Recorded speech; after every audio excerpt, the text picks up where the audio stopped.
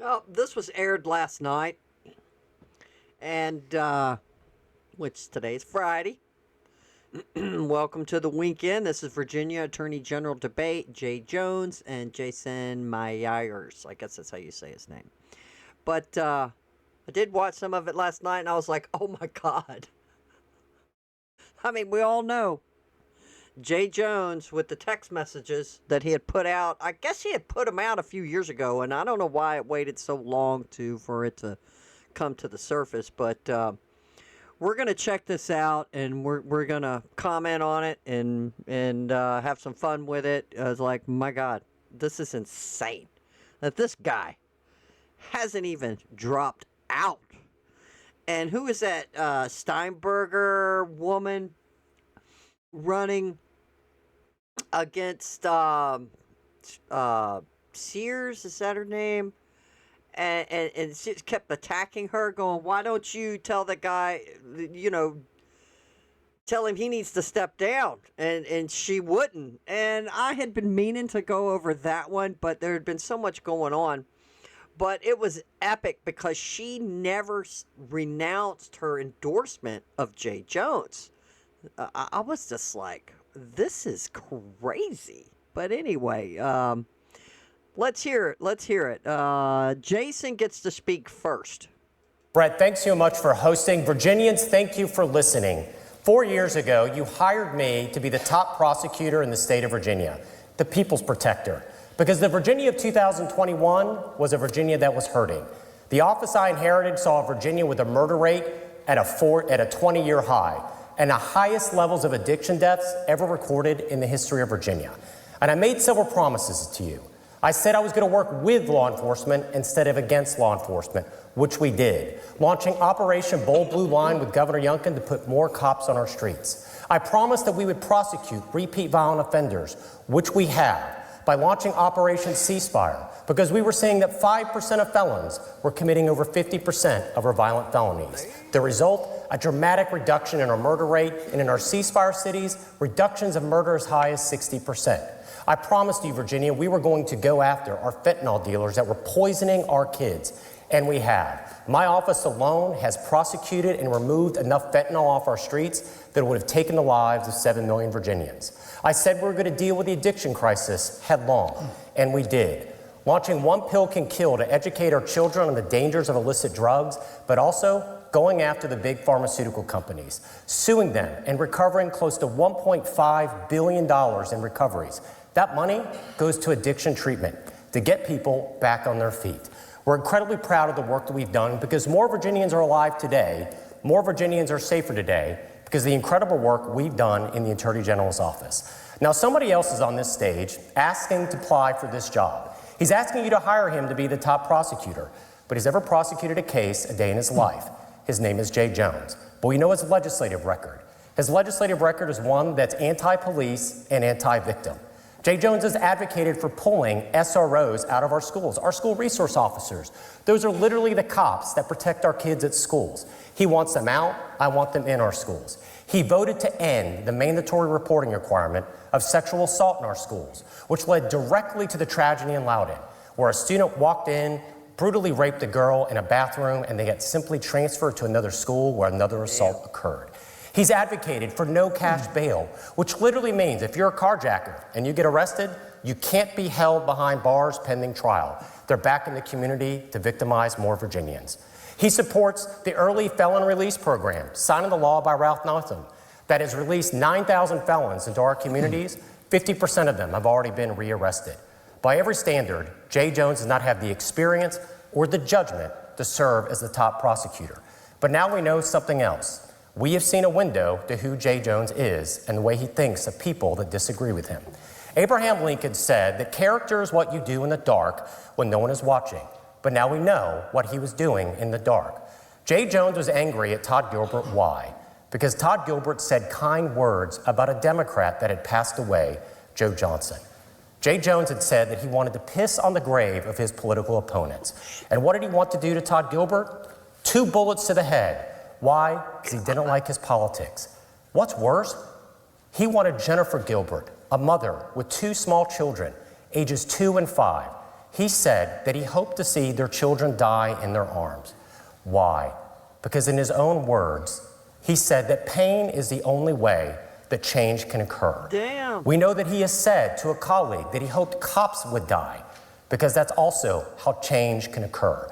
I'm so proud to have the endorsement of every single major law enforcement association in this state. I'm so proud to have the endorsement of over 80 plus sheriffs. And I'm asking you, Virginia, to continue to rehire me to protect you and your family.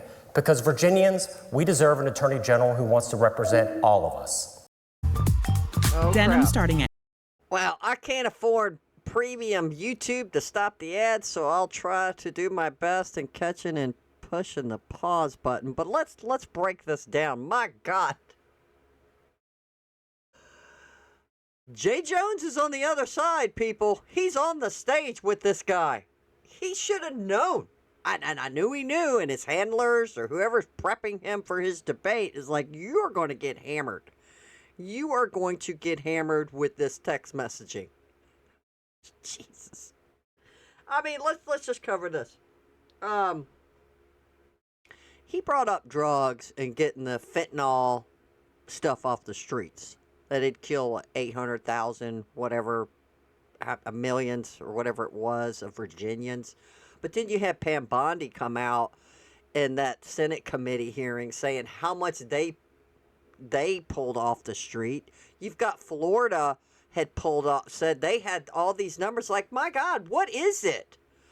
Every state has, they've had fentanyl raids or whatever you want to call it, drug busts, and they get this massive number of fentanyl. I'm just like, okay, what's going on here? I don't know. I'm just a little mind boggled over the numbers of how much fentanyl has been on the streets. So now that we've shut the borders down and they continue to raid and confiscate all of this stuff. So let's see if how we're going to see zombies walking around, and now you've got some kind of other drug that eats their flesh or something. It's disgusting. But anyway, getting to the drugs itself.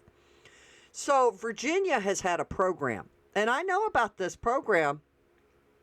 I am friends with somebody in Virginia whose kid, I'm not naming names, if any of you people because I'm from Virginia, are on here and like, y'all know me from like junior high school or even elementary school, but I've been gone for a long time. I left when I was a teenager. I have been gone for most of my life, but the first 14 years of my life, I was there and in Hampton Roads and all of that, Buckrow, Grandview, all of that stuff. Fond memories. Loved it. I go back now and it's like I don't even recognize anything. I don't know. It's kind of bothersome that it's just not the same. Y'all remember Hall Road, how windy it was, and it was awesome to ride your bike down that road and all the turns, and now it's just all houses, and that part's gone. But the drugs. So Virginia has these clinics. Now, I'm sure this is probably in other states as well, but let's just take Virginia. Has these methadone clinics. So somebody does heroin, and they're seeking help. This government's going to provide this clinic to help you, right? In the disguise of helping you. So you go to this clinic, you're a heroin user, whatever. You go to this clinic, hey, I need help. So they're like, okay, we're going to drug test you every week to make sure you don't have the garbage from the street in your body. You just only better have what we're going to be providing you, which is an alternative to the heroin, in the guise of being compassionate, and it's safe and it's cleaner, right? But hey, let me tell you guys something. If a lot of you people do not know this, you go to this clinic, they start giving you these pills, methadone, whatever it is that they're giving you that's comparable to heroin. They never wing you off. If you say, hey, are you going to be lowering my dosage? Oh no. The only thing we can do is up your dose. This is insane to me. So what are you doing? What are you doing, Virginia? He says that they've done a lot to get drugs off the street, and he's going to say in a minute, because I did watch this, he's going to say in a minute, they spent $1 billion, and this money is going to go to helping drug rehabilitation and God knows what else. But I'm like, what? What are you talking about? These clinics do nothing but keep people dependent on this drug. Where you would think, logically, I would think, if, say, I was hooked on this stuff. Now, I've never done heroin, all full disclosure. Now, let's say I had to go to this clinic, and I'm like, hey, my God, I need help. I want to get my life back. They start giving me this pill, and it's like, okay, now I have to keep going for this pill because they're not winging me down. You would think logically that they would be lowering the dosage each time and maybe not even telling you. Right? Don't even tell you you're getting, and then once it's low, now they're giving you a placebo. Now they keep your record. They keep a record of you. How much they're giving you, how they lowered it. This is just assumption, and this is what I think should be happening. And then eventually they're just giving you a sugar pill. Let's say you're on it for 6 months to a year, then they give you the placebo, and maybe they give you the placebo for a year or two, right? Because it takes a long time for the brain and the body to completely adjust. But if your brain's thinking you're getting it, and now they say, hey, you've been clean for a year or 2 years or whatever it is, how long they want to go, because I don't even know. I don't know the studies on how much I know there's a high recidivism rate, but how long does the brain need and your body need to be off of this stuff? Or obviously you probably have to have some self-discipline, but I'm just begging the question. So then boom, they could say, bring you in and go, look, you've been clean for whatever, how long, a year. You should be so proud of yourself. You are clean. How do you feel?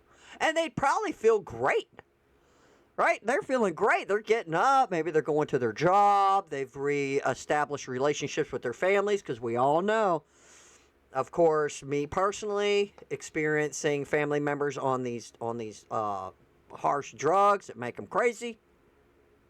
So now they're becoming a person, a real human being. But no, in the state of Virginia, this is what they're doing, people. So if anybody in Virginia is watching this, you need to call your state representatives and ask them, why are they doing this? Why are you not lowering their dosage and actually helping them get off of these drugs? But no, you are keeping them on these drugs, and then what? Collecting money from the state and the federal government to keep funding these clinics because it's all about money? Hey, I'm just saying. I'm just saying. And the trans bathrooms issues, no Democrat, even that other woman, Steinberger, none of them will. It's like they're scared. I've been seeing this a lot. With the left Democrats who are running for different positions and being asked these questions. And they give you the runaround answer. Well, she says, I'm going to leave it up to the parents and the staff administration to see what's appropriate for their area. Well, that's a big dodge. Either you're for it or you're against it. Now, I had heard about this incident a few years ago when this whole woke nonsense was on steroids, that a boy dressed as a girl, goes in the girl's bathroom and he assaults another girl. They kick him out. Damn, he goes and does it again. So it's just crazy. So just see if this guy's going to say anything about it, which is Jay Jones. And the no bail, none of the liberals, they don't even want to talk about it. Or they lie and dodge. Madhabi just come out and said that he never said he didn't defund the police. And Elon Musk posted a picture of everything that he every time he mentioned it or said it or referred to defunding the police, which is amazing. Amazing! And what else did I have? The text messages. I am shocked, I tell you, that this guy is even on the stage. That the Democrats didn't just put somebody else in his place, get rid of him, that he's bad optics, but no, they're doubling down. They are doubling down. They're doubling down by not, like Steinberg, for instance, dodging the question. They're masterful at it. They're not going to say anything. They're going to stick to their guns. They're not worried. They're not even going to talk about no bail for cops. They're going to say, I support the cops. But apparently, it seems like either they're scared of being retaliated against by their own party and their own people by denouncing a lot of this stuff that Americans do not want, boys and girls bathrooms.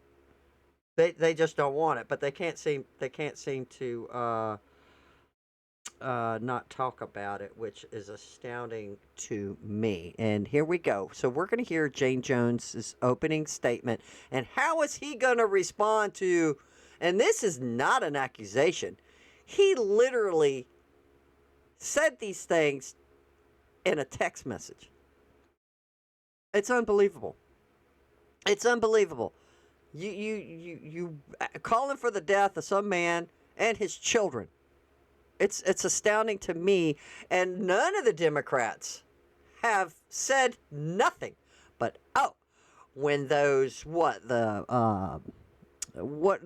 these young men, one of them was in his 20s, so he was older. Some text messages came out where they were saying like Nazi and saying racial slurs or something about Jews, and they're clowning around saying this stupid stuff, which they shouldn't have done it, but that media is all over that. Are you going to condemn this? Are you going to do that? Are you going to do this? But not a peep about he's calling for the death of children. It's insane to me, and you guys should already know how PMSNBC, CBS, NBC, all of them, they are dying, but not a peep about Jay Jones. Not a peep about how awful this is. No, they're probably going to give him a medal. They're going to lift him up on a pedestal. Thank you, Attorney General Miyares. Now, Delegate Jones, you have 4 minutes for the floor for your opening statement. Well, thank you to the Virginia State Bar for hosting us. It is my honor to be with each and every one of you tonight. And I'm running for Attorney General of Virginia to put Virginia first, to fulfill that promise to every single citizen of this Commonwealth. A promise that is driven by progress, opportunity, and safety, that you can build a brighter future for yourself, your children, and your grandchildren here in Virginia. I was raised with the legacy of generations before me who believed in that promise, people who invested in me. And I believe in that promise for my children. And I carried it with me as an assistant attorney general and as a delegate, where we funded law enforcement at record levels, cracked down on sex offenders, expanded access to affordable health care here in this Commonwealth, and took on corporations that were ripping off regular people. Now tonight, you're going to hear two very different visions for the future of this Commonwealth. And you're also going to hear from my opponent about text messages that I sent that I deeply, deeply regret. Let me be very clear. I am ashamed, I am embarrassed, and I'm sorry. I am sorry to Speaker Gilbert. I'm sorry to his family. I'm sorry to my family. And I'm sorry to every single Virginian. I cannot take back what I said. But you have my word that I will always be accountable for my mistakes. And you also have my word that I will spend every waking moment fighting for you. Now, again, Jason is going to try to make this race about my mistakes. But this race has always been about more. It's always been about each and every one of you and the future of this Commonwealth. And the stakes of this race are too high for it to be about anything else. Because when Donald Trump fires workers, defunds our schools and levies tariffs that destroy our regional economies, sends armed troops into cities and defunds law enforcement, he has a willing cheerleader here in Jason Miyares who will not step up to sue. Where other attorneys general have fought to protect their state's resources and values and institutions, Jason hasn't done that. When corporate landlords, when big corporations, when utility monopolies rip us off, Jason Miyares doesn't lift a finger because they're his biggest corporate donors. When Roe v. Wade was overturned, Jason Miyares and Glenn Youngkin cheered, and Jason called it good and reasonable, and got to work trying to push an abortion ban here in Virginia. Good. And as we think about the Virginians who stand to lose their health care here in this Commonwealth, more than 350,000 of them, we know that Jason Miyares hasn't helped them at all, and in fact wrote the plan that laid the groundwork for this when he was in the General Assembly. It is no surprise that President Trump has endorsed Jason for this race, the only statewide elected official to receive that endorsement, threw his arm around him and said he will never let you down. And when he says you, he means Donald Trump, because Donald Trump has spent the last 10 years telling us that he only cares about himself. I believe in a brighter Virginia. I believe in the opportunity of Virginia, a Virginia where we protect civil rights and civil liberties, where we reject the agenda for Donald Trump of extremism, and protect our jobs and our health care and our economy. We have an opportunity here to keep our communities safe, to crack down on corporations, to crack down on the corporate landlords, and make sure we lower drug costs here in this Commonwealth. I believe in that promise that I talked about just a few minutes ago, because our futures all depend on it.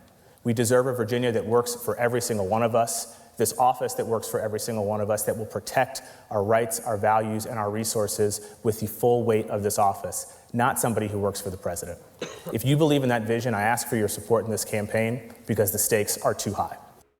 When you pay rent with Built, your invaluable point. Thank you, gentlemen. We'll move. Stupid commercials. Yeah, I can't afford premium. It would be nice. I mean, now everybody has commercials. Prime, Netflix, which I don't have Netflix, and we don't have Prime anymore. We got rid of them. Got rid of all of them. Why is Trump gonna withhold resources? So he throws out this, and then Trump fires people. Well, who did Trump fire? These are quite okay. You just throw these accusations out there. Why did he fire people? So apparently, since the Democrats don't want to start back up the government, it's given Trump an opportunity, and I love this, and I think everybody should. Fire these stupid committees and stupid programs that are taxpayer-funded crap that we're paying for, that we do not need, right? So get rid of them. Get rid of the bureaucracy. Get rid of the bloated government. Isn't that what we've always wanted, was smaller government? But no, Jay Jones wants to fight for the people of Virginia who have been fired by Donald Trump. They weren't just regular citizen folk people. They were people working for the government, for the state. This is from my understanding, and if I'm wrong, let me know. And why would he defund any of the schools? It's because y'all have got this dumbass woke transgender policies where boys can go into girls' bathrooms. Stop it. And you will not, then you will get your funding back. They will not hold back your funds if you just follow what you should be following. You should not be letting boys in girls' bathrooms, period. And that's really the only two things I wrote down from what he said, because he just went real political when he's supposed to be an attorney running for the Attorney General's office. So should he be talking about like law stuff? Oh, well, he's saying Jason here is taking money from big corporations, and they all do this. They all get funding from all of this, the endorsing them and doing this kind of stuff. I don't know what your guys' liquor bills are like in Virginia. I hate Virginia now. I mean, I loved it when I was a kid, but Virginia is terrible. It has been terrible. And hopefully it will get better. But what I am astounded is that he doesn't seem to, the impact of what he did, like they are so brazen, so ballsy, that I am going to stay in the race. Jay Jones is going to stay in the race after this came to light, that he wanted the death of children and this other guy. I'm like, my God, if this was 10 years ago, 15 years ago, they'd have done run him out of town. This hasn't been done. This is why I think the Democrats and the left have doubled down. They're losing so much. And, if this court case goes through at the Supreme Court, where you could redistrict because it's all based on race, it's going to be huge if the state of Alabama prevails against the NAACP, who they were arguing with over, well, this is racist. Well, no. Everybody has a vote. Black people have one vote. White people have one vote. When they go into the booth, everybody gets one vote. Ain't nobody discriminating against somebody voting. This is all about redistricting. And they're making up districts in Alabama, redoing the lines, and you have people scattered about, and the Supreme Court's talking about, are they big pockets of black people? No.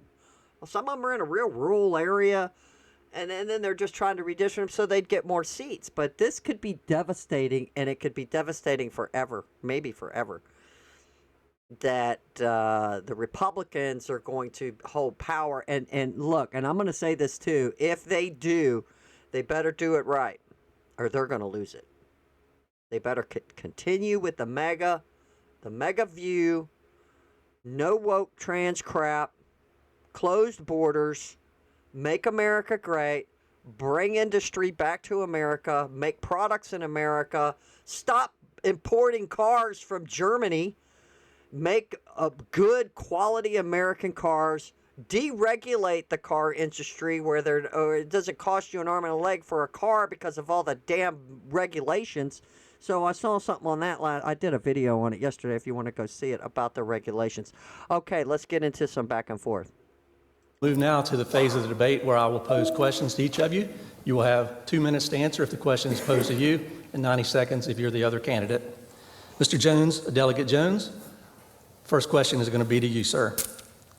In 2022, and you've referred to this already, you sent text messages suggesting that then House Speaker Todd Gilbert deserved 2 bullets to the head and made disturbing comments about his family.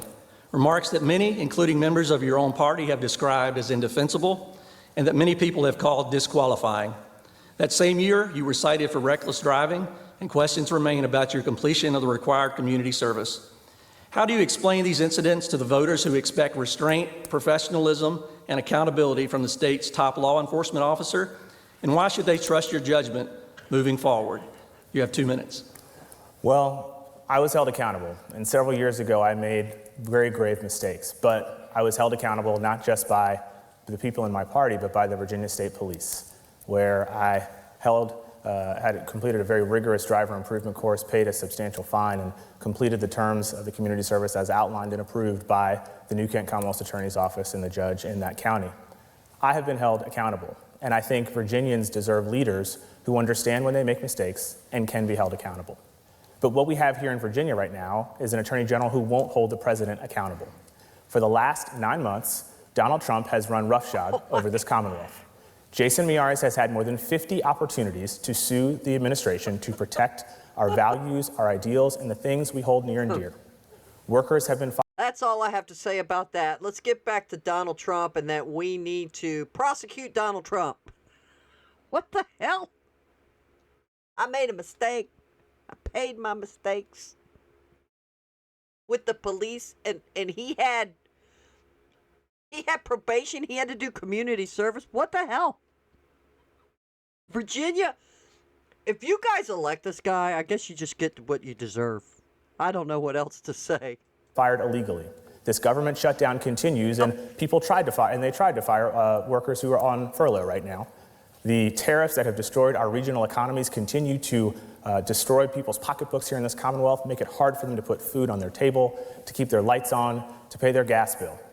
than the health care that is being ripped away from people, more than 350,000, Jason Miyares and his office has not lifted a single finger. We have to hold this administration accountable, and as your Attorney General, I will do just that. Jason hangs out with Donald Trump at MAGA rallies. I will see Jason Miyares and Donald Trump in court as your next Attorney General, because that's what this job requires, and that's what this job needs in this moment to protect Virginia.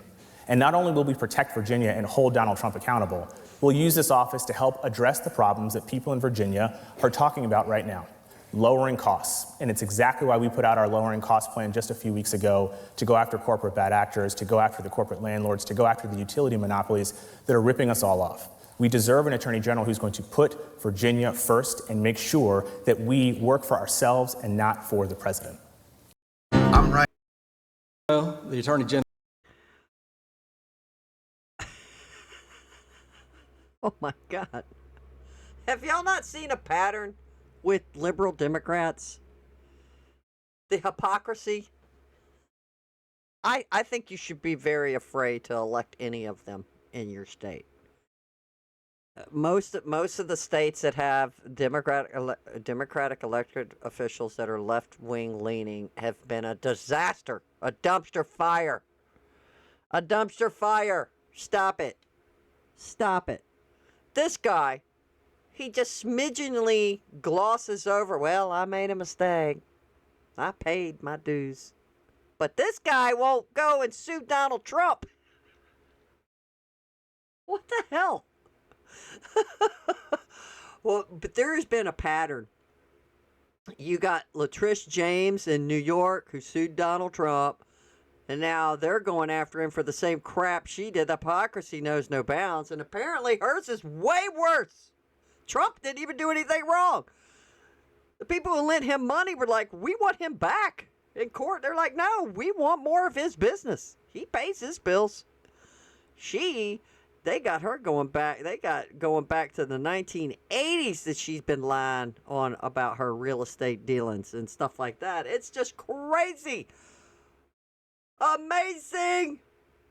It's like, oh my God, what is happening here? And then this guy caused the death of children. Why is he even on this stage? This is a big deal to me. Like, how did he even get to stay here? It's unbelievable. Was responsible for prosecuting threats of violence in certain instances. Brett, will I have a chance to Yes, respond? let me ask the question. It's going to tie into that same fine. topic, sir. Yes. Okay.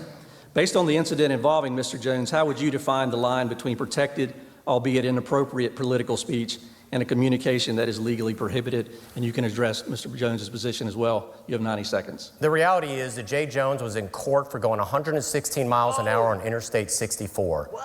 4 people were in court that day, were going roughly the same speed. 3 of those 4 people got suspended or active jail sentence. But Jay Jones is a politician, and he asked the court not to give him any of that, to give him community service. And instead, we now know he misled the court. That community service, it wasn't done for a charity. It was done for his own political action committee that he controlled. And the reality, Jay, is that your text messages that advocated for violence against innocent children, Jay, if you were to apply to be a line prosecutor in not just my office, any attorney general office in the country, you would not pass a background check. And right now, you may say that you are sorry, but look back at what happened. You had 3 years to say you're sorry, Jay, and you didn't. 3 years to actually recognize what you did was horrific. You chose to stay silent. Carrie Cornier called you out then. You doubled down. It was after she called you out for these text messages that is when you said you advocated for violence against children. And when this became public, we now know your first statement wasn't saying I'm sorry. The words I'm sorry wasn't even in your statement. It was to say we all send text messages we regret. Oh my you attacked God. the president and you attacked me. It wasn't until 12 hours after you were first notified that you then decided to say I'm sorry. Because at the end of the day, Jay, you're a politician, not a prosecutor, and you certainly can't be the top prosecutor in the state of Virginia. Delegate Jones, let me give you 30 seconds to respond, but also just to answer the question that I'd asked earlier. I hate that when it starts acting up, my computer. I don't know what's going on. I've been doing everything. It might be my sound card. But, wow, smack. He said He said you wouldn't even get hired. You wouldn't pass the background check. You advocated to murder somebody? No, we're not hiring you. What? Oh my God. Is this even happening on national TV? That this guy is on stage? I guess only in 2025? What the hell? This is insane. Earlier, why should voters trust your judgment moving forward? Well, look, Brett, I want to say one thing. Jason Miyares can't prosecute a case against Donald Trump, that's for sure. And I will also say this. I was held accountable by my party, and I deeply, deeply respect that. But what about when Donald Trump used... How was he held accountable by his own party? His own party should have denounced him. Said, no, we don't want to have nothing to do with him. No, they never did that. They still support him. They just say, well, nobody should say things like that. But they didn't say, oh, we're rescinding our endorsement of him. Now, at least I haven't heard anybody come out and say that. Let me know if I'm wrong. Incendiary language to incite a riot to try to overturn an election here in this country? What about when Winsome Sears used violent language about people who disagree with you and her and your extreme position on abortion? What about when John Reed shared Nazi porn? You haven't said a word. I have taken accountability for my mistakes. It's time you take accountability too. And let me ask you just one more time, Delegate. The Democrat left loves to bring up abortion. You wanted to have stricter abortions. Well, yeah, we do. We need more children. What are you doing? Women are using it as birth control, not because they got, RAPE. That's probably even not 0.5% or of a percent of all the abortions, or even that. It is so rare. Stop it. Stop it. We need children. And yeah, he should be doing that. I'm glad that Jason is. Jones, just so we're clear and the voters understand, why do you think they should trust your judgment based upon these two events that we've discussed? I've taken accountability for my mistakes, and I know that people in Virginia right now demand and deserve leaders who accept when they make mistakes and can acknowledge that and have been held accountable. This job right now demands someone who will hold Donald Trump accountable. For the last 9 months, Jason's had 50 chances to sue the administration to protect us, to protect our workers, to protect our health care, to protect our K-12 funding for law enforcement. And his office hasn't done a thing because he's too weak and too scared to stand up to the president. All right, we're going to move on to the second topic. He hasn't sued Donald Trump. That's all. He needs to waste his time suing Donald Trump. So, still, I don't know why I should trust him. He just keeps attacking the other guy. He's on the defense. I get it. What can he say? I get it. You called for the death of children? How can you defend that but by saying, I'm sorry, but I've learned from my mistakes. Yeah, we know. You've learned who not to say this stuff to, that this is how you really think. And two, you're going to be an attorney general. That means you're going to be up there prosecuting people.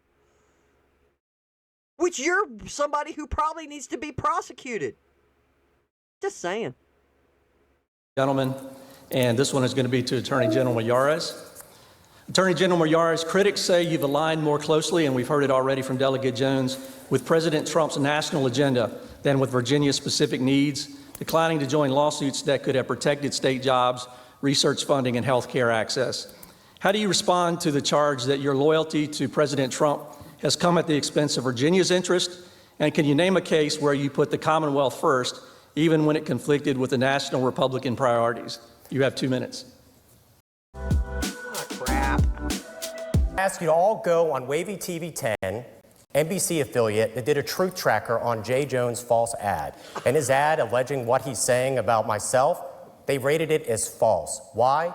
Because I call balls and strikes. The reality, I've sued both administrations, the Trump administration and the Biden administration.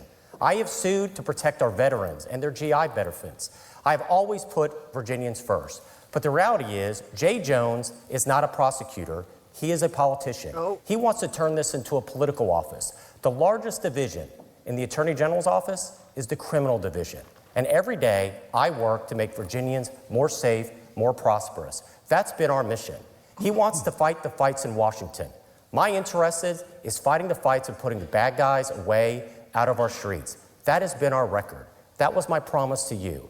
This office is an executive office. If Jay Jones wants to fight the fights in Washington, he should run for Congress.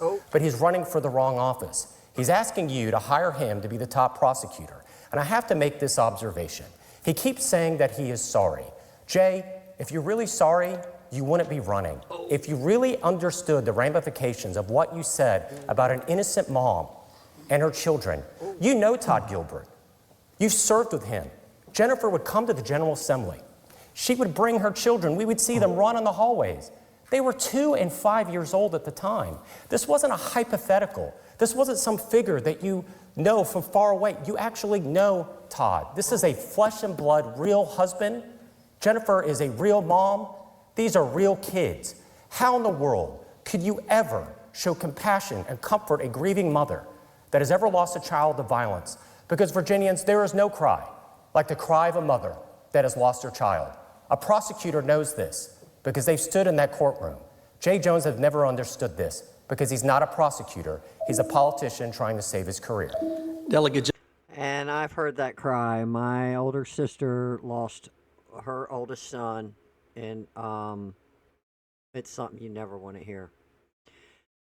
Anyway, burn! He said you knew him? You knew this guy? This guy brought his children in? You seen his children playing in the aisleways? That was powerful, people. That was very powerful of getting on him. Like, you shouldn't even be up here. If you understood what you said and what it meant, I thought that was pretty powerful stuff. Jones, along those same lines, do you believe that Attorney General Miyares has placed alignment with President Trump's national agenda over the interests of Virginia? And if you do, please be as specific as you can where you think that has occurred. You have 90 seconds. Well, he's talking a lot about prosecuting cases, but he can't seem to prosecute a case against Donald Trump to save his life. He mentioned one, and that is respectable, but there are people in Virginia who are out of work. There are people in Virginia who are going to lose health care. There are communities that are going to lose funding for K-12 and law enforcement because you haven't stepped up to sue the president.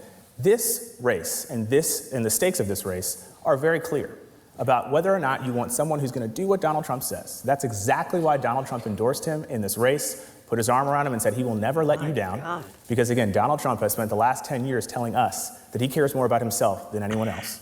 And we have to make sure we put Virginia first. I will always fight to make sure that we protect this Commonwealth. I will fight to make sure we join those lawsuits that he has opted out of to protect our workers who were illegally fired by DOJ this spring, to protect those 350,000 of our brothers and sisters here in Virginia who stand to lose their health care, and the rest of us whose insurance premiums stand to skyrocket. We have to protect our K-12 funding. We have to protect our law enforcement funding. But he can't seem to do that because he is too afraid and too weak to stand up to the president.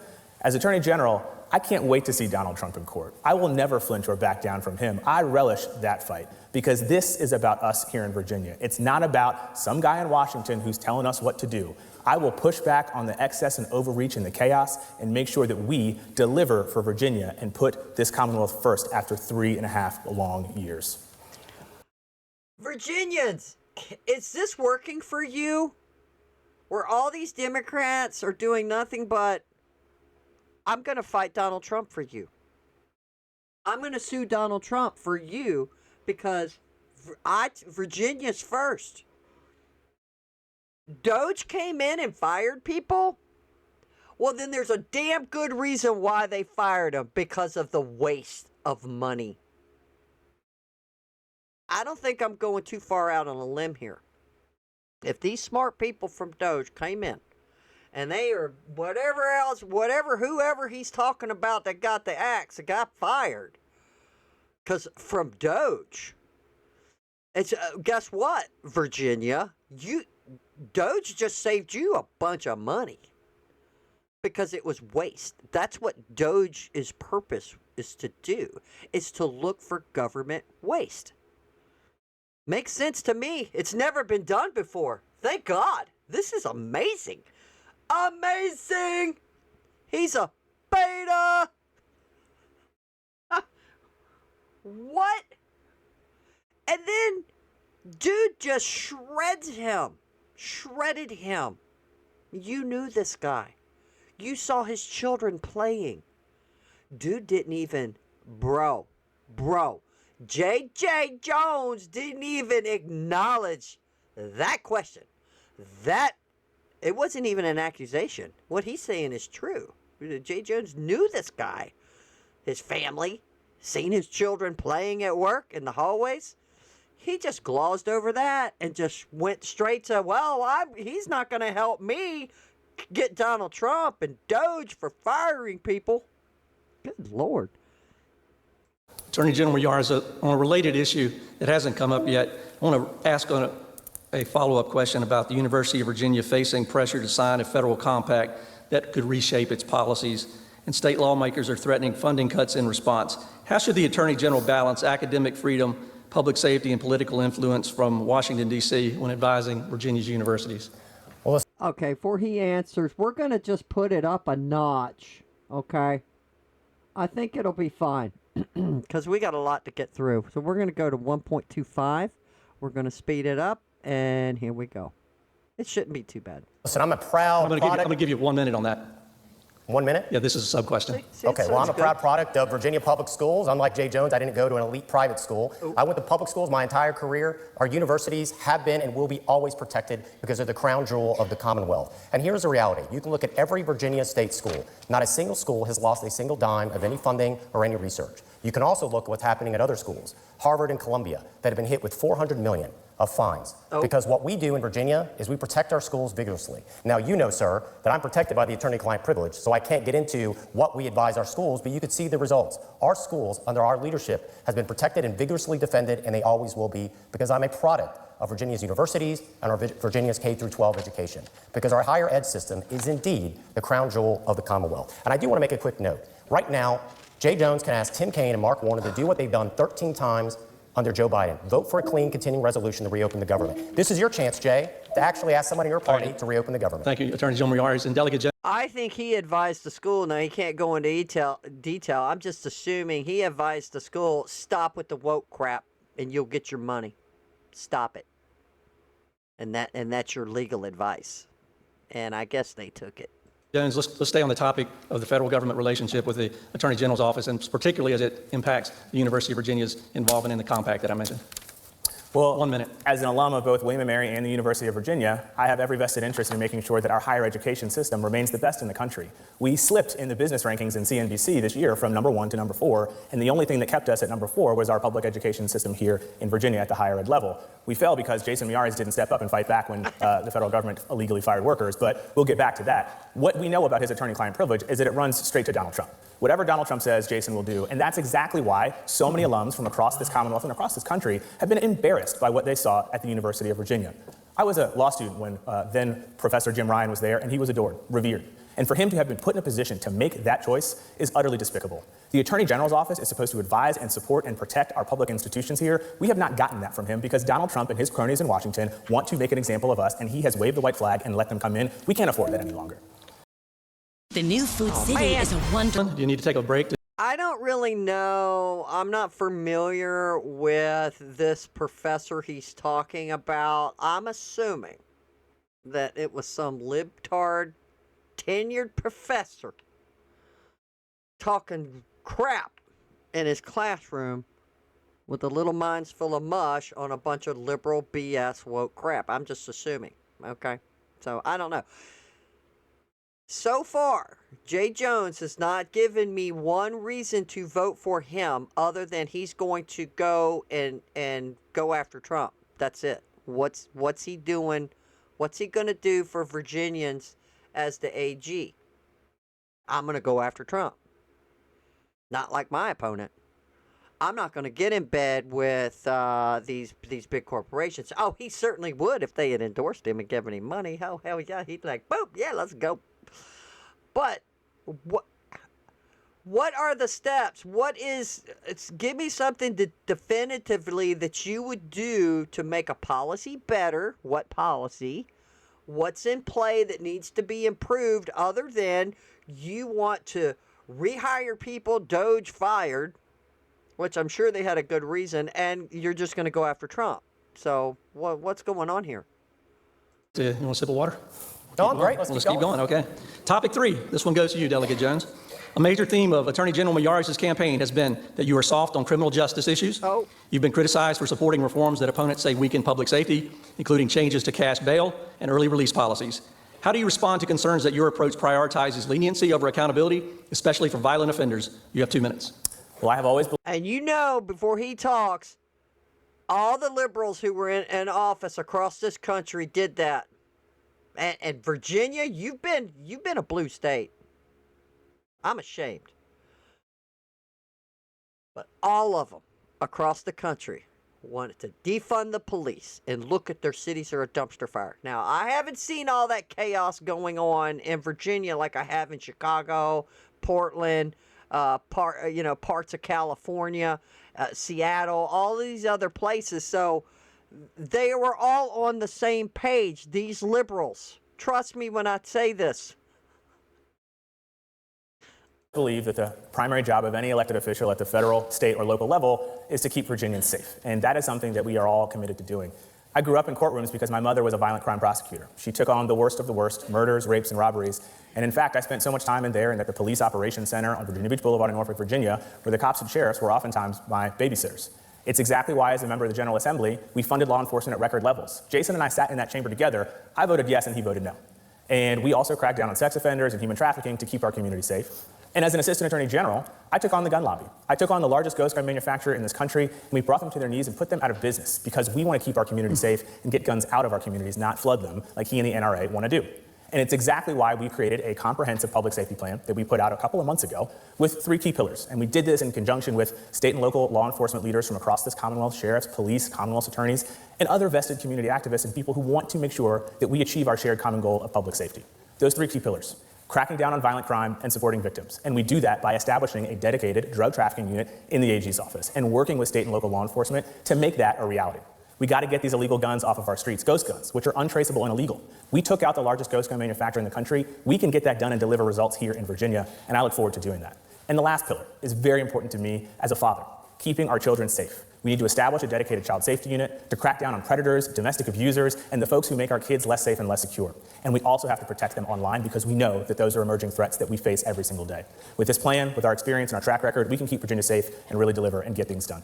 In follow-up to that, Okay. Wait a minute. So his mother, what was she? What'd he say? A prosecuting attorney or a judge, criminal judge, whatever. She was in the criminal aspect of it, putting criminals away. So he's grown up. He had people at the court or whatever as his babysitters, police officers, and this kind of stuff. Okay, just, stop me if I'm wrong. This is what he's saying. He's saying he's grew up with this. But yet, he goes and texts somebody he's going to kill children. He fantasizes, he wants to kill these kids and piss on this guy's grave. So if he grew up with this, he should have known better. And what dumbass texts stuff like that? What young teenagers saying dumb shit? He's grown, he's gone to law school. I don't know if he's DEI hire. I don't know. I don't know what his grades were. Just throwing this out there, people. But he grew up in a system where there was laws, right? His mom's doing this, putting criminals away. He's familiar with the system. But yet he goes and does the greatest blunder somebody could do as apparently he's saying he's not a politician, but he's certainly acting like one. So Jay Jones goes and does this. But yet, just pause for a moment. He just said he grew up. I don't know if people are paying attention, but he just said he grew up in this type of atmosphere.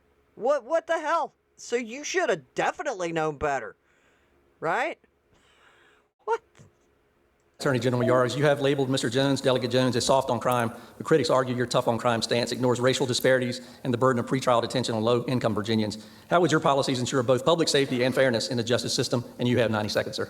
The reality is Jay Jones is a criminal first, a victim last politician. We know it from his own voting record. Oh. He thought 60 days in prison for a repeat wife beater was too harsh, and he said we had to be more thoughtful. He voted no. He thought 12 months in prison for a repeat drug dealer to go on school property and deal drugs to our children, including fentanyl, was too harsh. He voted no. He voted for the disastrous Northam Felon Early Release Program. 9,638 felons were released early in less than 2 years. 49.8% of them have already been rearrested. 70 Virginians are dead today.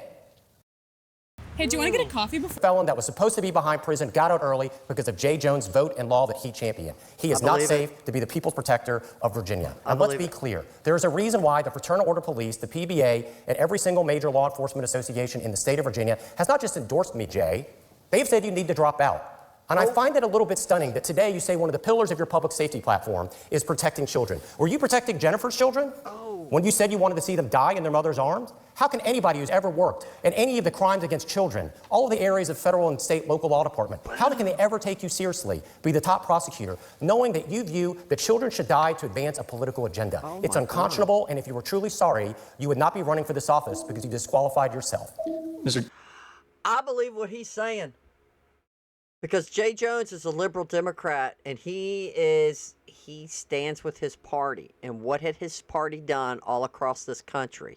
The ones that were in charge. No bail and defund the police.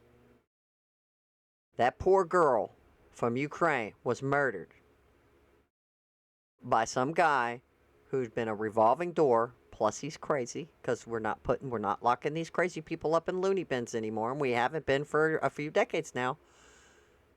This has been happening all over the country. Now, Virginia, I'm giving y'all the benefit of the doubt. If you can't see what's happening across the country, this is exactly what they've been doing. We can't fool with them, but no, that's not too bad. Let's just let them out, put them on a little probation. He's saying almost 50% of them were just turned right back in through the system. So, but still, I believe him when he says people were killed who would have still been alive if these people would have stayed in jail. And this is happening everywhere. So I believe what the dude said because I've seen it. I've seen it with my own eyes. Delegate Jones, I'll give you 15 seconds in rebuttal. I just want to say that Jason had a chance to sue the Trump administration to protect money that was going to go into our law enforcement communities here in Virginia, and he didn't do it. Because time and time again, 50 chances, he still hasn't done it. Law enforcement, K-12 funding, workers, the list goes on and on. I think all of those people are wondering when exactly you're going to step up and protect them. Attorney General Yaris, 15 seconds to any response. There you go. Holy crap. So his whole debate so far is go get Trump, go get Trump, go get Trump. What the hell? You're as bad as Kamala Harris. Kamala Harris is Trump's a fascist, bigot, sexist, homophobe, and we want more abortion. Like her whole freaking campaign was abortion and dogging Trump. At some point, what the hell? We need some substance. I mean, even most people could get fatigued on bashing Donald Trump. Fatigue. Okay, we get it. You guys don't like Trump. Fine. Damn. Let's talk about policy, not about attack. Why don't you attack policies, not attack an individual, a president, or somebody else? Good Lord. It's starting to get obnoxious. Goes again. 15 times he said the name of the president. Not one time has he said the name of victim. That tells me he's a politician, not a prosecutor. He's never prosecuted a day in his life. That's the reason why law enforcement has said he has disqualified himself. Virginians, we could do better than a left-wing politician trying to seek a promotion. I'm just trying to work on behalf of the people who've been. That guy's good, y'all. I don't know, man. He's pretty smooth and savvy.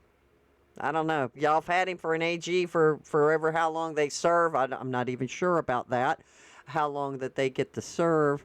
But if y'all like him, keep him because definitely you don't want Jay Jones. Thank you, gentlemen. We're going to move on to topic 4. This one will be to you, Attorney General Yaris. The Virginia Clean Economy Act requires the retirement of fossil fuel power plants in Virginia by the year of 2050.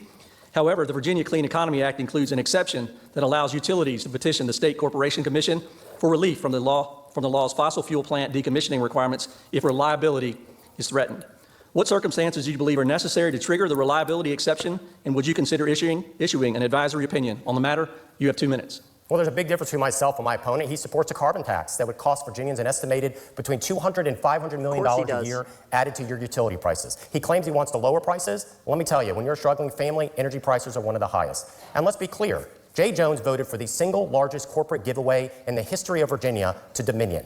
He voted that 100% of the offshore wind project in Virginia, $10 billion on the back of ratepayers and taxpayers. He voted for that. I voted no. And I'm the first Attorney General ever to take Dominion to task. It was my office that went to the State Corporation Commission and told Dominion no more. You're not going to put $10 billion on the back of ratepayers. We forced them to the table, to the negotiating table, and now $3 billion. For the first time ever, they have skin in the game. The first utility project they've ever done where they now actually have to pay out of their own pocket instead of your pocket. Jay Jones gave the largest corporate giveaway in the history of Virginia to Dominion. I took them in front of the SEC and I held them accountable. And the reality is he has a very, very, very different vision of energy. I am an all-the-above approach. I believe in energy abundance. If you want to wreck a state's economy, adopt policies that make you energy poor. And that's exactly what Reggie will do to everyday working-class Virginians. It will be a carbon tax on your wallet, a carbon tax on your business. You want to keep Virginia as one of the best states to do business? One of the ways you have to do it is have energy abundance. And so I'm fully confident that common sense will prevail because I said no to Dominion when they tried to do a rate increase this year. I said no to Appalachian Power when they tried to do a rate increase earlier this year. I'm proud of the work the men and women in our office have done protecting those ratepayers. And if you continue to hire me to protect you and your family, we'll do so again. Could I ask you, Attorney General Yars? I don't know if, I hope the hell y'all don't build those stupid ass windmills out offshore. That's the dumbest thing you could ever do. They rust, you got to change the blades, and they're buying that shit from China. The parts. Is China doing that? Hell no. China's not going to ruin their economy. And of course the liberals want a carbon tax. That's all they do. It's the biggest hoax perpetrated on the planet. Just to address as well the reliability standard and whether your office would consider issuing an advisory opinion on that matter. 15 seconds. I am all the above, and I think you have to be able to have natural gas in the mix. That is going to be a critical component moving forward. And I'm old enough to remember when natural gas was considered clean energy. But now, if you actually look at America's carbon footprint is the same today as it was in 2010, even though we've added 100 million people to our population. Okay. One of the reasons is the technology, but one of the big reasons is natural gas. We have to be able to have an all-the-above approach. Thank you, Attorney General Yars. We're going to move on to Delegate Jones on the same topic. No problem. I do want to make sure that we get a clear understanding from you, Delegate Jones, as to your understanding and view on the reliability exception of the Virginia Clean Economy Act, and whether you would consider issuing an advisory opinion on that matter. Well, as many of you know, I hail from Hampton Roads, which I believe to be one of our most beautiful pieces of this Commonwealth, and I grew up next to the Elizabeth River, enjoying a beautiful environment like so many others. But right now, our environment is under threat, and I know that we can all agree, and it's not partisan, that we want clean air and clean water. Anybody in Virginia know his family? He says he come up from Hampton. I don't recall any of the Joneses from, he could be new family that moved in. Who knows? And the only way for us to do that is to hold our biggest corporate polluter accountable. That's Dominion Energy. And I want to be very clear and be very open. They're his largest campaign contributor. He cannot stand here and say that he's going to hold them accountable when they are lining his pockets with all of that money. Now, for my entire career, I have tried to hold them accountable, and as Attorney General, we will do that. This rate increase is unacceptable. He can't stand up to them because he is bought and paid for by Dominion Energy. I can't wait to unleash our Consumer Protection Unit to go and fight for the people here in Virginia to lower their costs. That's what this race is about. The stakes couldn't be more clear. We have to make sure we're deploying every resource at our disposal to fight for regular people and make sure that we lower their costs. One of the biggest drivers of people's cost increase right now is their energy bill, and under Jason Miyares, it has gone up every month for the last 3 years. And right now, there is a rate increase that stands to increase people's bills by $21 a month. He can't stand up to them, and he won't. I will hold them accountable. I will make sure that we have a clean environment, we hold these corporate polluters accountable, and we lower costs and deliver results here for Virginians who are feeling the squeeze. Attorney General Yars, on that line of questioning, you mentioned RGGI, which is a regional greenhouse gas initiative. Could you take 30 seconds and explain your position on Virginia's role in the RGGI Accord? I think working class Virginians can't afford a carbon tax on their monthly energy bills, which Jay Jones supports. Will be between $200 and $500 million a year on the ratepayers. They simply can't afford that. I came from a struggling family that at times we worried about how we were going to pay our energy bills. When gas prices went up, it affected us directly. Let me explain. This is a tax on working class Virginians, which Jay Jones supports and which I oppose. That is a huge difference between the two of us. Delegate Jones, what is your position on the regional greenhouse gas initiatives? Well, as a member of the General Assembly, I voted to put us in RGGI, and it was signed by the governor. And then Governor Youngkin came in and said we're out of RGGI, which is patently illegal, but was sanctioned by Jason Miyares because he is too beholden to his party to step up for regular people. You got to know the law, and you got to know what's legal and what's illegal. For me, we have to make sure we protect our environment, clean air and clean water, and hold those people accountable so that people in Virginia can get that relief that they need. They're feeling pain at the gas pump. They're feeling pain at the grocery store. They're feeling pain on their electric bills. And that's the challenge that we have, and we have to make sure we're addressing it head on. He just said you got to know what's illegal and illegal. No, he didn't. Oh, yes, he did. He just said that. God damn. All right, the fifth topic we're going to move on to, Delegate Jones, this question is to you. Many of the voters may not have focused on this Attorney General's race until recently, or may not have a clear understanding of what the role of the Attorney General of Virginia actually is. Please explain your view of the top 3 responsibilities of this job and explain to the voters why you see those as the priorities for this office. You have 2 minutes. Well, look, in these very challenging times, Virginians are desperate for an Attorney General who's going to step up and protect them. And right now, they haven't gotten that because, in particular, in these last 9 months, Jason has not held the president accountable because he's too weak to stand up to the president and too scared. Because the policies that are coming out of Washington are making us all less safe and less secure. There are thousands of workers who are wondering whether or not you're going to do your job and try to protect them. There are people who are going to lose their health care who are wondering whether or not you're going to step up. There are communities that are going to lose funding for their schools and for their law enforcement who are desperate to know when you're going to do your job. That is about protecting Virginia and putting Virginia first. The stakes of this race are too high for us to continue down this road where Donald Trump gets his way here in Virginia every single day. We deserve an Attorney General who's going to put Virginia first and protect us, protect our assets, protect our resources, protect our institutions, and we will do that. And we also deserve an Attorney General who's got a forward-looking vision, an affirmative vision to meet the challenges of right now, to lower costs, to go after those corporations that are jacking up prices and ripping us off, to go after those utility monopolies that are getting their way every day here in Virginia and making our energy bills go up, to go after those pharmaceutical companies to lower drug prices, to put money back into Virginians' pockets. It's exactly why we released our lowering cost plan.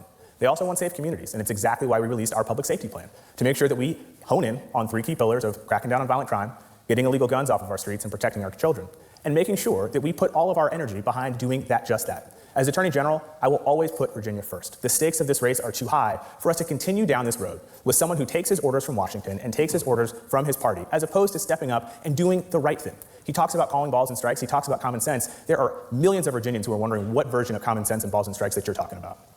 Attorney General. I think if I was a drinker, or if you guys are drinking, every time he says the stakes are too high and go after Donald Trump, you got to take a shot.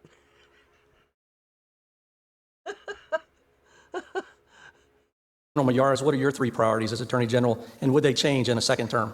Protecting Virginians. That's been always my number 1 mission. Your safety has been my number 1 mission as your Attorney General. As I've noted, when I came in, our murder rate was at a 20-year high, our violent crime rate was at a 30-year high, our addiction deaths rate was the highest we've ever seen. And because of the work we've done, Virginia is the number 1 drop of any state in the entire country in the drop in addiction deaths, more than double the national average. We're incredibly proud of the work that we do every day protecting Virginians. Because the largest division in the Attorney General's office is the criminal division. Ask yourself this question. How could Jay Jones lead the extraordinary men and women in the Attorney General's office of Virginia when he wouldn't himself pass a background check to take on this role? How can he ever work with the law enforcement, the police officers, those guardians that we work with every day in the Attorney General's office, knowing that he told a colleague he hoped cops would die? Why? To advance a political agenda. He is simply not fit for this office. So number 1, my office has always been about protecting Virginians. That also means consumer protection. We have gotten some of the largest settlements in the history of Virginia against big pharmaceutical companies that targeted Virginians. We've had $1.2 billion in recovery in consumer protection. Why? Because standing up for Virginia has always been what I've done, either protecting you from criminal misconduct or corporate misconduct. That's been my mission as the people's protector of Virginia, and I'm asking you to rehire me for 4 more years so I can continue that mission. This is not a political office. This is a crime-fighting office. Gentlemen, as a follow-up to that question, 15 seconds each. You believe the office of the Attorney General of Virginia should be viewed as a political office or a legal one? Delegate Jones. It's clearly a legal one, and that's exactly why we have to hold the president accountable, go after Donald Trump and the bad actions of this administration, to put money back into Virginians' pockets, to protect us from the excess and the overreach and the chaos. Again, workers have been fired. People are struggling to put food on the table, a roof over their heads, pay their bills because they're out of work, and you haven't done your job to protect them. It's a very simple legal concept that he doesn't seem to understand. Thank you, Delegate Jones. Attorney General Miyares, is it a political or a legal office? It is an office to protect Virginians. As the Fraternal Order Police has referred to me as the top prosecutor in the state. That is my job, Jay Jones wants fights in Washington. He's running for the wrong office. He clearly, because the amount of times he's talking about Washington, he should be running for Congress. But this office, it's about protecting you, your communities, protecting your small businesses. That's always been my mission as your Attorney General. Thank you. It's been my mission from day one. The brands leading today. We'll move on to our sixth topic. This one will be addressed to Attorney General Mayorkas. As Virginia's chief law enforcement officer, how do you approach the balance between federal directives and state priorities when it comes to enforcing immigration laws? And what principles guide your decisions about cooperation with federal agencies? You have 2 minutes. One of my earliest memories was my mother coming into our kitchen to ask me to teach her the Pledge of Allegiance. That's when I learned my family was a little different, because my mother fled communist Cuba to this remarkable country. And one of my earliest memories was seeing her take that oath of allegiance to get her citizenship to the United States. I've always understood this unique role I have as the first child of an immigrant ever elected to this office. So if your family came to this country seeking hope and opportunity, there's a good chance your family is a lot like my family. And I'm so honored to be your Attorney General. The reality is that we saw during the Biden administration 8.2 million illegal immigrants that crossed our southern border.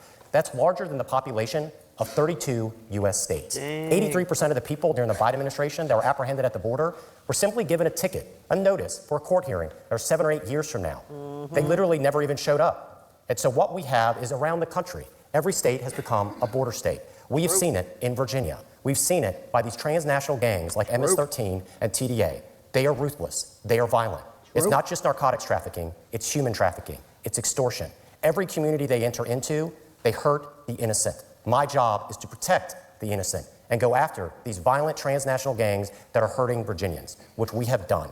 As I've noted, my office alone has prosecuted and removed enough fentanyl off the streets that would have taken the lives of 7 million Virginians. And so I think it's important for us to recognize that what we are attempting to do is remove illegal immigrants that have committed violent acts and broken and committed felonies against Virginians, and the 1.4 million illegals that have already had a court hearing under the Biden administration were already ordered to leave the country, and in the previous administration, it was never enforced.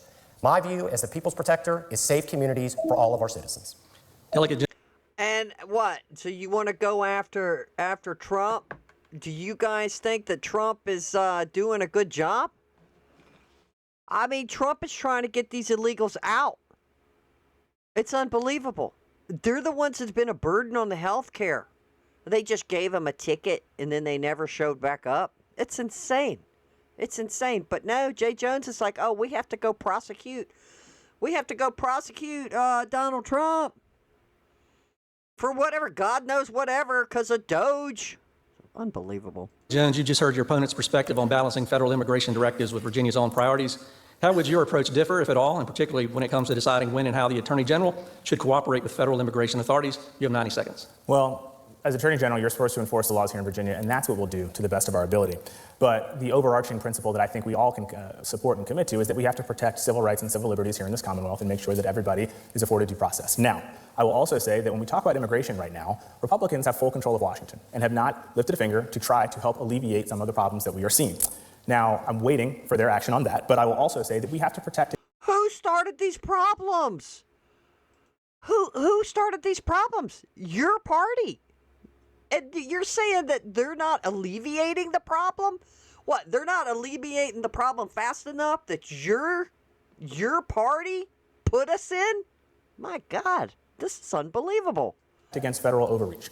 My conversations with law enforcement across this Commonwealth at both the state and local level have been very clear about how they just want to do their jobs and don't want to be told what to do by the federal government. But right now, we have an Attorney General who can't seem to let the federal government off the hook. He wants to make sure that they can do whatever they want. And if Donald Trump says, come on down to Virginia, I want to come to Virginia, he will let him. And that's exactly why Donald Trump endorsed him in this race. We need to make sure that we are putting Virginia first and protecting our communities. And that's exactly why we put out our public safety plan just a couple of months ago with those 3 key pillars, done in conjunction with state and local law enforcement leaders who just want to do their jobs. They just want to have clear directives. They just want to make sure that they can keep their communities safe. And as Attorney General, I will always support them. I will always work with them to make sure that they have the resources they need and can accomplish their jobs to keep us all safe every single day.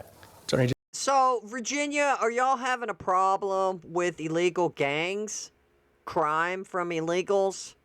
Then yeah, Trump needs to come in with the National Guard. Or the governor just calls up his own National Guard and sets up his own task force to go in and just stomp out the problem.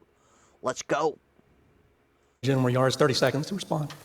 I remember doing a ride-along with federal agents during the Biden administration on an MS-13 gang member that was indicted on a rape charge. and a local sheriff just let him walk out of the jail after he made bond. They had to assemble an 8-man team of federal agents to track him down. I saw him leave. I saw him flee right in front of school bus children waiting to board his school bus. When, Jay, you support laws or against laws requiring localities to actually work and cooperate with federal authorities, it puts innocent Virginians at risk. And I want to be able to work and make sure that all Virginians in every community are safe. And I want to go after transnational gangs, as we've already been doing on MS-13 and TDA. The reality is, you're a politician who wants to pick fights in Washington. You're not a prosecutor. This is not a political office. This is a crime-fighting office. Thank you, That's the Attorney General difference Yaris. between him 30 and seconds I. to conclude this topic. Delegate Jones. Again, Virginians are just waiting for you to prosecute a case against Donald Trump. People my are hurting God. right now. Take a What do you drink. say to those federal workers who are at home who got fired illegally earlier this year? What do you say to those people who are going to lose their health care based on a plan that you wrote a few years ago, by the way? What do you say to those families who are struggling right now because the tariffs that have also been declared illegal my God. have destroyed their bank accounts? If you're going to prosecute a case, you should prosecute the president. But you're too Here we afraid, go. you're too scared, and you're too weak to stand up to him. I have no problem. I Drink cannot wait again. to see Donald Trump in court and protect Virginia to put us first and get what we deserve. Oh, All right, gentlemen, we're going to move on to our 7th topic. This one will be directed to you, Delegate Jones. The Virginia Human Rights Act establishes protections against unlawful discrimination in employment, housing, public accommodations, and credit. It also authorizes the Office of Civil Rights within the Office of the Attorney General to investigate and enforce violations of these rights. As Attorney General, how do you interpret the scope and intent of the Virginia Human Rights Act, and which specific types of discrimination would you prioritize for investigation and enforcement through the Office of Civil Rights? You have 2 minutes. Well, I stand before you all on this stage as the descendant of slaves, the grandchild of people who endured Jim Crow, the son of people who braved segregation, and my father and my uncle integrated schools in Norfolk in the early 1960s. So civil rights is something that is in my blood. It is something that is very deep and meaningful to me. And as your Attorney General, I will always protect Virginians' civil rights and civil liberties. And it's exactly why we have proposed to fully staff up and flesh out the Civil Rights Office in the Attorney General's office. 3 years ago, when he took over, he fired everybody. And so we have not been operating at full capacity, and Virginians haven't been protected. And it's unfortunate. But you have my word that I will spend every day fighting for Virginians to protect their civil rights. And right now, we have an opportunity to enshrine a constitutional right to an abortion here in Virginia. And that is something that I look forward to protecting as Attorney General. I am very, very worried about the prospect of Jason and his ability to do his job and defend that when it passes because of his extreme record on abortion. When we were in the General Assembly, he voted time and time again to undermine a woman's right to choose. As Attorney General, he and Glenn Youngkin got to work and tried to push an abortion ban here in Virginia, something that is far out of step with the rest of this Commonwealth. And I look forward to protecting a woman's civil right and civil liberty here in this Commonwealth as your Attorney General. But it goes even larger than that, because right now we have to make sure that everybody is protected under the Virginia Human Rights Act and that people can come to this office and know that we are going to work for them. Because people are also scared about Donald Trump threatening our civil rights and civil liberties. Time and time again, over these last 9 months, Jason's had a chance to step up and protect us. I believe it's over 50, and he hasn't lifted a finger. In Virginia, people are desperate for an Attorney General. They're desperate for leadership, for someone who's going to step up and hold the president accountable when he infringes on our rights. I will always fight for this Commonwealth. I will always work for everybody here to make sure that they are protected. And it doesn't matter where you come from, what you look like, or who you pray to, because the law knows no. My name is Susanna. Attorney General Yaris. why did he fire those people? Now, you threw out an accusation that Jason fired a bunch of people and that you have to protect racial discrimination or whatever the gobbledygoo you were rambling on about. Like, he said he just come in and he fired him. There's got to be a reason why he fired him. What, are you just taking up space? What? I know, y'all go look up some stats on DEI hires on corporations across America right now. A lot of them have just been wiped out and fired. because we're done. We're done with the DEI hires, okay? You need to be hired on a merit. I mean, trust me, if I was black or Asian or whatever, different other than white, and you're going to hire me because somebody in front of me who was white and passed with higher marks than me, then you should hire that person, not me. I want to be hired on my own merit. I would be upset about this. And I'd like to know from other African Americans, how do you feel about that? Do you just want something just handed to you, or do you want to work for it and you've earned it? I don't know. That's just how I feel about it, that you should earn something. You know, you should earn it. Can you share how your approach might differ, whether in terms of legal? Not based on race. It's based on your academic scores, your intelligence, your character, all of that. interpretation, strategic focus, or the types of systemic discrimination you believe are most urgent to address in Virginia today, and you have 90 seconds. We're incredibly proud of our Office of Civil Rights and the incredible work they've done from day one in the Attorney General's office. The reality is it's my office that secured the single largest civil rights protection verdict in the history of the Attorney General's office on housing discrimination. Because I've always believed that the full fabric of our community has to cross the finish line together. And you can see the work we've done protecting all Virginians. I'll give you an example of Thomas Jefferson High School. We found out that Thomas Jefferson High School was discriminating against our Asian students. They had an equity consultant they hired that literally put in an advisory that they had to be willing to treat some students, in their words, purposefully unequally. I don't want to ever live in a Virginia where any Virginian is treated purposefully unequally. And anti-Asian bigotry is wrong. We stood up and said no and found that Thomas Jefferson High School had indeed violated these students' civil rights. But I do find it amazing, Jay, that you talk about the importance of protecting women when it was your vote and your advocacy that put biological men in women's sports teams, in their locker rooms, in their private spaces. I'm proud of the work we've done standing up for women.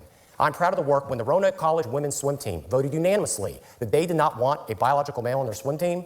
I stood up for them and found that Roanoke College had violated those swimmers' civil rights. You will never stand up for female athletes and their desire to be able to compete on the training field. 15 seconds to respond, Delegate Jones. Well, he talks about protecting. Let's see how he dodges that. Is he going to say, yeah, we still need to have transgender men in women's bathrooms? We all saw Steinberger dodge around that question now, didn't we? Protecting people in housing. There is an apartment complex here in Richmond, the Southwood apartment complex, that was rife with roaches and rats and mold. When he took over, he shut that investigation down, fired the investigator, and then magically got a whole bunch of money from the people who owned it. He is beholden to his corporate donors. Those people are still waiting for an answer from you, and it's unbelievable for him to stand up here and talk about that. He is beholden to his corporate donors. He only does what they and Donald Trump say. We deserve someone who's going to protect everybody here in Virginia. Thank you, Delegate Jones. 15 Wait. He never told us if he wanted to still stand by the woke nonsense. seconds to respond. Attorney There he General goes Yares. again. He's a politician that will say anything for this job. The reality is, my office secured the single largest civil rights verdict in the history of the Attorney General's office, a verdict triple the size of the previous largest verdict. We will protect any and all Virginians, as we have from day one, from discrimination, because I'm a passionate believer that the full fabric of our community has to cross the economic finish line together. Those folks at Southwood are We're still good. waiting for an Thank you. answer. We're going to cut it off right there, and we'll move on to topic 8, gentlemen. Oh, come on. The moderator should have pressed him for that question. They should have said, hey, are you still for transgenders in bathrooms? Come on. Don't move on. Topic 8 relates to a sticker that I gave each one of you gentlemen prior to the debate, and it fits in with one of the key themes of the Virginia State Bar this year, being that Virginia lawyers make a difference. This theme recognizes the important role that Virginia attorneys have made in our nation and our Commonwealth as we celebrate the 250th anniversary of the signing of the Declaration of Independence in 2026. How do you view the role of Virginia lawyers in continuing to make a real positive difference in our society? The question is addressed to you for 2 minutes, Attorney General Miyares. The whole reason why I'm a lawyer is that my uncle Angel Miyares got arrested during the Bay of Pigs invasion in Cuba. He was taken in the middle of the night with a gun to his head by Castro's secret police. He was taken to an empty baseball stadium where he suffered the humiliation of a mock execution. Yeah. Why? Because he simply had the wrong ideas about Fidel Castro. That was what caused me to decide to go into the law, because I couldn't understand how he could live in a society where ideas mattered more than people. I've always believed that my job as the Attorney General is to protect all Virginians. My uncle's story is what inspired me, this idea that indeed everyone has individual value. A wise Marine once told me this: if you go to Arlington National Cemetery and you go to a walk among those crosses and those stars of David's, there's not an R or a D next to anyone's name. And to never forget that someone that thinks differently than you politically has literally died for this country. That's how I view people that think differently than me politically. Jay Jones has a very different mindset. We've seen it. You all have heard from me and you know who I am. We now know who Jay Jones is by his own writings, that he wants to piss on the grave of his political opponents, that he wants to see Todd Gilbert with 2 bullets in his head, and that he wants to see a child as young as 2 years old die in his mother's arms. To be an attorney with integrity, you have to represent all Virginians. Jay, how can you ever say you want to represent people that think differently than you politically, now that we know that you want to see violence against those because they have the wrong ideas? Every autocratic regime on this country, the people in charge always think ideas matter more than people. I've always respected every Virginian's dignity, because that's how I was raised. We are a unique country with a unique mission. We are the envy of the world. We have given more second chances to more people of different faith, colors, and creeds. And our society can only work if we recognize the humanity in all of us, not just some of us. I think we've seen on full display across America the last several months the violence from the left towards conservative Christians. They're more upset about illegals being deported. I mean, they're going to go and destroy and graffiti their own cities and cause problems. These libtards that come out of the woodwork, which I do think they're being paid. I think they're being paid to do this stuff. Delegate Jones, please provide your perspective on how Virginia lawyers can and should make a difference. You have 90 seconds. Well, again, I stand before you all tonight as the grandson of a civil rights attorney. Hillary Jones Sr. was born in Norfolk in 1923, grew up in Huntersville, made his way to Virginia State, had to go north to go to law school because of segregation in the South, used books to pass the bar exam on his first try, of which we are all incredibly proud to this day. And he dedicated his life to helping others, to protecting people's civil rights and civil liberties in this Commonwealth. My father, Gerald Jones, who we lost a little earlier this year, is one of the few people to have served in all three branches of government in this Commonwealth, dedicating his life as a lawyer, a delegate, an agency head, and then later as a judge. And my mother, a violent crime prosecutor. Murders, rapes, and robberies for her entire career. So I know the awesome responsibility that lawyers have in Virginia to keep us safe and to protect us, to protect our civil rights and our civil liberties and keep our communities as safe and secure as possible. And that's why I'm running for Attorney General, to make sure that we have someone who will hold President Trump accountable. Because right now, Virginians are desperate for leadership, to help them alleviate this cost issue, to help keep their communities safe, to help protect their health care. Because we deserve an Attorney General who will hold the federal government and President Trump accountable, as opposed to letting him destroy our values and our institutions and our resources and our bottom lines. So I know the awesome power that the law can wield, and as your Attorney General, I will spend every day putting Virginia first, fighting for us, and making sure that we get our fair share. Okay, so his mom was a prosecutor in violent crime. You think he didn't say he's lost her, he said he's lost his father. But do you think she smacked him upside the head, said, "You idiot, you done ruined your career"? But no, his career's not ruined. He's still on that stage because he's part of the Democrat left-wing party. They propped him up, said, "Wow, man, he wants to go after and do everything that what we want." Gentlemen, we're going to move on to the closing statements. But before we do that, let you collect your thoughts for a second, get a sip of water if you need to. I think this is one time when we ought to just give them both a real round of applause. Mountain Performance TV is the hardest working.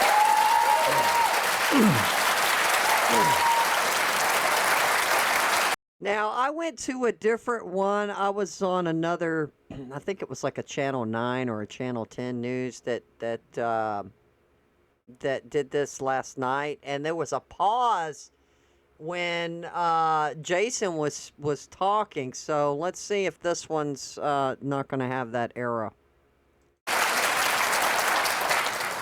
Thank you. We'll now move on to the closing statements. As I mentioned earlier, each candidate has 4 minutes based on the coin flip. Delegate Jones, you go first. You have 4 minutes. Thank you, and the floor is yours. Well, thank you again to the Virginia State Bar for hosting this wonderful event. It has been my honor to be with you tonight. And as I mentioned in the beginning, you were going to hear two very different views of the future of Virginia. And the stakes could not be more high, and the differences could not be more clear. Because we have an opportunity to chart a new course. Or we can continue on with the same stuff that we've had for the last 3.5 years, where workers are illegally fired and no one steps up, where people's pocketbooks are under siege because of illegal tariffs that have gone unchallenged, where people stand to lose health care in this Commonwealth, more than 350,000, and others have their insurance premiums skyrocket, where a woman's right to an abortion will be under siege, where our communities feel less safe and less secure because their funding that they so desperately need goes away. Right now, we have an Attorney General in Jason Miyares who is a willing cheerleader for Donald Trump. He has done nothing to help us and protect Virginia in these last 9 months. He has been a cheerleader for the president. Again, they hang out at MAGA rallies together. I will see Donald Trump in court to hold him accountable for Virginia. And I also talked about that promise, the one that we want to fulfill to every single citizen in this Commonwealth that is driven by progress, opportunity, and safety. And it's exactly why we have listened to our friends and neighbors and family members and coworkers and strangers from across the Commonwealth about the challenges that they face right now. People complain about costs being high. We put out a plan to lower costs, to go after the corporations, to root out corporate fraud, waste, and abuse, to hold utility monopolies accountable, to make sure that we go after those pharmaceutical companies that are raking in profits that belongs in your pocket. It's exactly why we put our public safety plan together, a comprehensive public safety plan made in conjunction with state and local law enforcement leaders from across this Commonwealth, people who are dedicated to making sure that all of our communities are safe and secure. We can crack down on violent crime. We can support victims. We'll create a dedicated drug trafficking unit. We'll work with local law enforcement to get that done. We'll get illegal guns off of our streets. I've done it as an assistant attorney general. We don't want more guns on our street corners. We want less. And it's exactly why we'll also protect our kids, to keep them safe with a dedicated child safety unit, to make sure that we crack down on the abusers and the predators and all of the folks who want to do our children harm, and also keep them safe from the threats that they see online that are emerging every single day. It's exactly why we'll hold the corporate landlords accountable who jack up rents and make it unaffordable to live. People deserve to have a roof over their head, and the Attorney General's office deserves to put its full weight behind it as opposed to siding with the corporate landlords. And again, we have to make sure that we hold those utilities accountable because we deserve honest and fair bills as opposed to rates that continue to rise. That is the promise that I believe in here in Virginia. It's exactly why I'm asking for your support as Attorney General. We have a chance to chart a very different future. Donald Trump doesn't run this Commonwealth. Jason Miyares seems to think that that's who his boss is. He'd rather be Donald Trump's pro bono attorney than do his job. And it's exactly why Donald Trump endorsed him, the only one running on the Republican ticket this year, for re-election. He said, Jason will never let us down. And you all know that Donald Trump has spent the last 10 years telling us every day that he cares more about himself than anyone else. Virginians deserve an attorney general who will hold him accountable, who will protect us from the excess and overreach that you're seeing every single day, to fight for those Virginians who are illegally fired, to protect our pocketbooks, to protect our health care, to make sure that we use every ounce of our bodies to protect civil rights and civil liberties here in this Commonwealth, including a woman's right to an abortion. These are the stakes. They couldn't be higher and they couldn't be more clear. I ask for your support in this election come November 4th, and I look forward to working with each and every one of you to build a more prosperous Virginia and fulfill that promise that we owe to the generations behind us. Thank you, Delegate Jones. I think we'd be drunk by the end of this. Every time he said Donald Trump, you took a shot. My God, he just said it like 6 times right there in his closing argument. It's all about Trump. Let's not let the evil landlords charge people too much money. We got to go after Doge. We got to go after Trump. I don't know, people. Jones, Attorney General Miyares, you have 4 minutes for your closing statement. Virginians, 4 years ago, you hired me to be your people's protector. And we're so proud of the victories we've done. You heard us talk about it tonight. A double-digit drop in our murder rate and our violent crime rate in Virginia. The biggest drop in addiction deaths of any state in the entire country. Because this office, it's not a partisan office. It's about protecting all Virginians.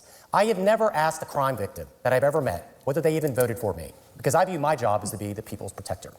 Virginians, I have a sign in my office in Richmond that I see every day when I walk in and sit at my desk. It's one of my favorite quotes from Thomas Jefferson.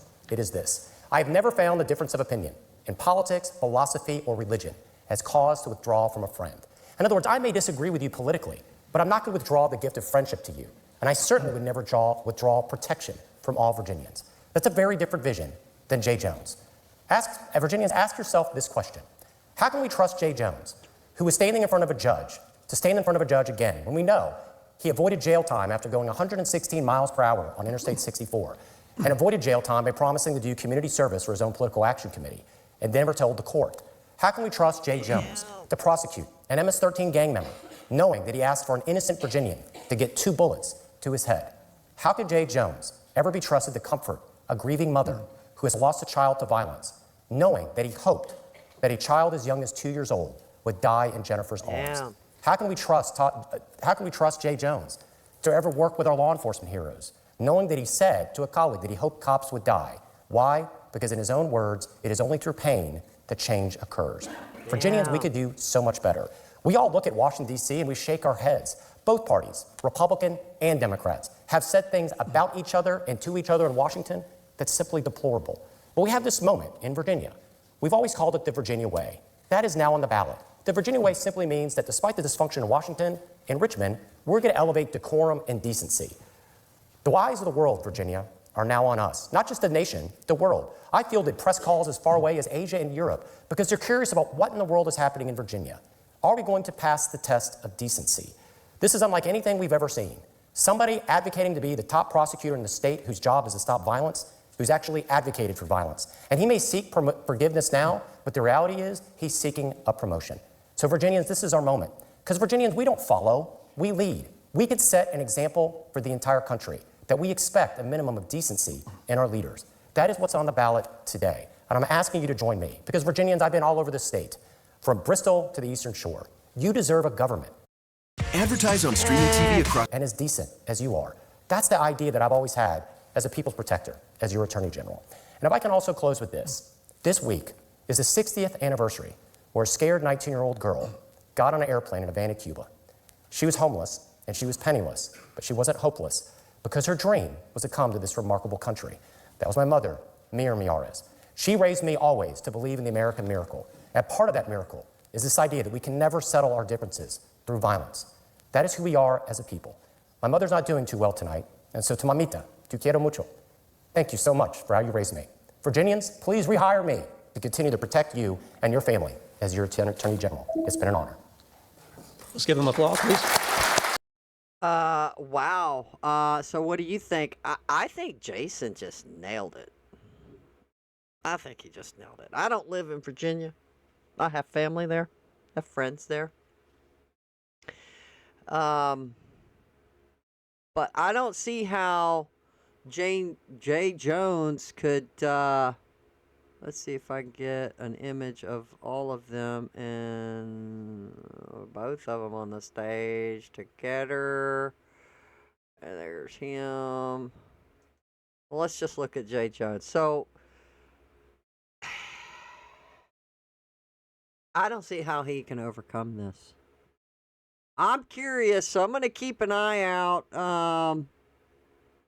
Like, what's the, who wins? What's the percent? How much has he lost? I need to look that up to see where is the race at now. Because, guys, how he can't overcome this. He dodged around it. All he did was attack Trump. The left has become the party of death and violence. It's obvious. They care more about illegals than they do their own citizens in their states. They care more about them. Where'd they dump these illegals? They dumped them in poor black areas like Chicago, other places. We saw the hotels getting filled up in New York. They're giving them phones. They're giving them health care. They're giving them money. What about your own homeless that you had on the streets in New York? You didn't do nothing for them. But you spend all this money, billions, on these illegals. And then now we got to get them out. But yet this guy wants to keep attacking Trump because some people got fired. And then he said Jason came in and fired a bunch of people. Crack me up, man. I'm like, yeah, dude. He gets a job 4 years. Okay, so it's 4 years, so he gets a 4-year term. I did not know that. But he comes in and he cleans house. Isn't that what most, like, have you ever worked somewhere and a new manager comes in and, boy, they clean house. They usually do. But anyway, there you go. There you go. Let's keep an eye on who's going to win this race.